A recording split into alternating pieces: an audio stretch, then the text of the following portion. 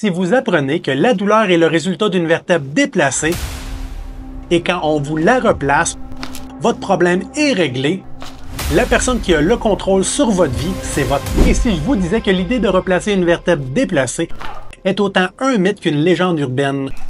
Mais pourtant, le simple fait de vous en parler a le potentiel de vous aider plus rapidement. Mais en contrepartie, ça peut aussi vous causer plus de problèmes dans le futur. Dr Boisvert, chiropraticien du Québec, pour vous rappeler qu'il y a environ plus de 100 millions de personnes en Amérique du Nord et en Europe qui vivent avec des douleurs chroniques. Donc, si vous aimez mon contenu, abonnez-vous, ça prend une seconde. Mais surtout, écrivez-moi un commentaire pour me dire que vous vous êtes abonné et n'hésitez pas de partager cette vidéo-là sur vos médias sociaux. De plus, à chaque mois, je fais tirer une consultation gratuite avec moi en clinique ou en vidéoconférence. Laissez-moi vous aider à mieux comprendre votre douleur neuro-musculo-squelettique et à vous donner des outils pour mieux la gérer par vous-même à la maison. Pour y participer, abonnez-vous à ma chaîne et laissez un commentaire sous la vidéo en mentionnant que vous vous êtes abonné et décrivez votre problématique que vous voudriez aborder. Finalement, pour doubler vos chances, rendez-vous au www.cliniquepsb.com dans la section articles santé et inscrivez-vous à notre infolette santé de ma clinique. Par la suite, choisissez un article pour laisser un commentaire avec votre utilisateur YouTube. Pour plus d'informations, allez voir dans la description.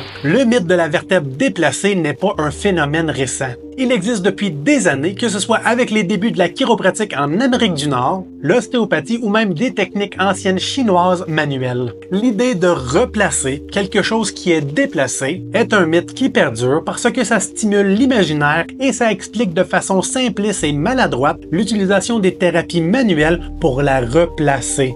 Parce que si c'était déplacé et on vous la replace, problème réglé. Nice! Bien que ce concept est pseudo-scientifique, il semble quand même produire des résultats. Cependant, ces résultats ne s'expliquent pas de la façon que vous pourriez imaginer. En réalité, ça n'a aucun mécanisme concret physiologique anatomique, mais plutôt sur des éléments contextuels qui, eux, auront le pouvoir de soulager votre douleur plus rapidement. Les facteurs contextuels jouent un rôle crucial dans les résultats cliniques, en réunissant plusieurs éléments qui peuvent tous contribuer à améliorer la thérapie. Ces facteurs ne se limitent pas uniquement aux pratiques comme la chiropratique, la physiothérapie ou l'ostéopathie, elle est même présente dans les hôpitaux. De nombreuses études montrent que les patients qui se remettent de chirurgie s'en sortent plus rapidement si leur lit fait face à une fenêtre avec une vue sur la nature, contrairement à une vue sur d'autres immeubles. Outre un environnement apaisant avec des couleurs neutres, de la musique, des plantes, la lumière, la nature, mais surtout un contact humain attentif par un professionnel de la santé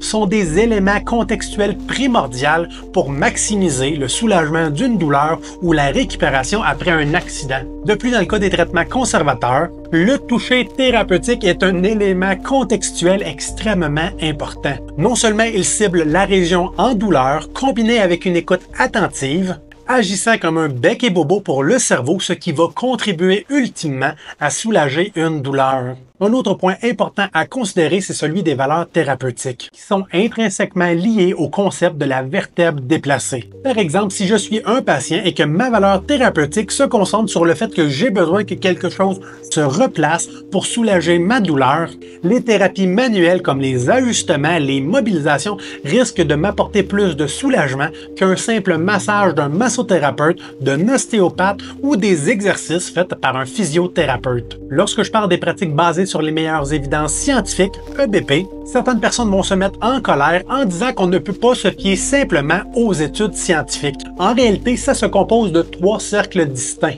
Le premier et le plus important pour notre discussion d'aujourd'hui, ce sont les valeurs thérapeutiques. Ensuite, on a les évidences scientifiques, c'est-à-dire les études que nous possédons actuellement. Et le troisième cercle, l'expérience clinique. Et au croisement de ces 3 éléments, on retrouve le EBP.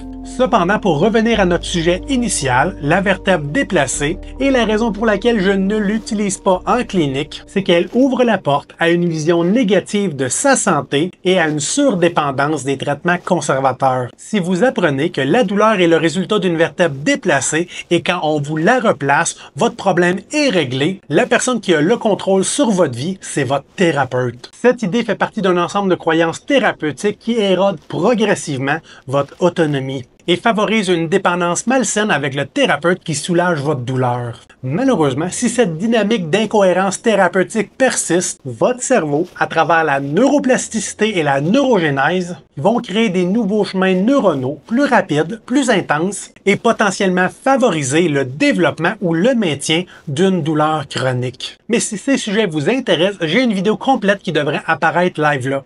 Entre-temps, écrivez-moi votre histoire, vos commentaires, vos suggestions ou simplement si vous avez encore des questions.